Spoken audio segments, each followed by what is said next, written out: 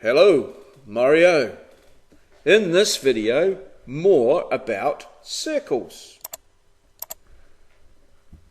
As we can see here in the diagram in the top left-hand corner, I've drawn a circle in red and labelled a number of the various parts of the circle.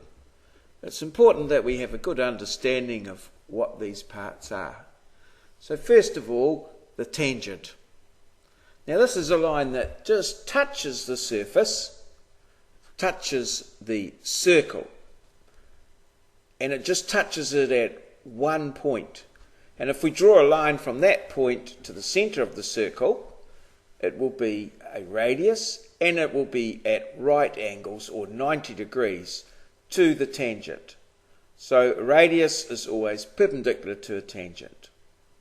The centre of the circle is the point in the circle, and all points on the circumference of the circle are the same distance from that point, equidistant, and the distance from obviously that point to the circle is called the radius, which we'll have a bit of a look at later on. So if we're drawing a circle, typically with one of the old school compasses, we have the point of the compass at the centre of the circle and the pencil that we spin around that scribes out the circumference of the circle.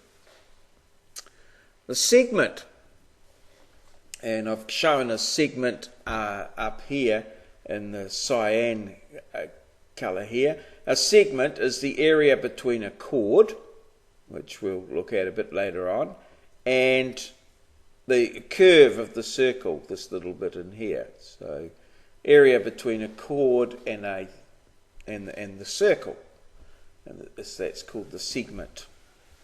You'll note that that's a little bit different to what some people believe, because here in New Zealand we used to have segments of cheese, which were actually sectors, but they were called segments, so it can be very confusing. So we must remember it's the opposite to what the cheese segments used to be. It's in fact, the segment is that area between the chord and the arc of the circle. The circumference, the distance around the outside of the circle, and we've dealt with that in a previous video. The radius, again we've dealt with that, the distance from the centre of the circle to any point on the circle, and it's half the diameter, or the diameter is twice the radius. So the diameter is a chord that passes through the centre of the circle. It's the longest chord, and it's equal to twice the radius. A chord is a line that joins 2 points on the circle. Any 2 points on the circle forms a chord. The diameter, we've looked at that, chord that passes through the centre of the circle, longest chord.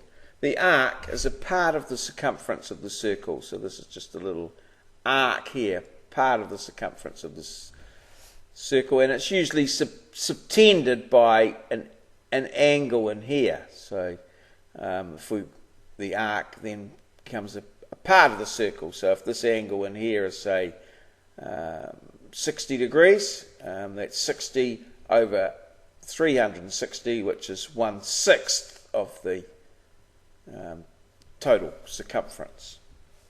And we've looked at that in the previous video. And the sector is the area between two radii here and an arc. So that's the sector there.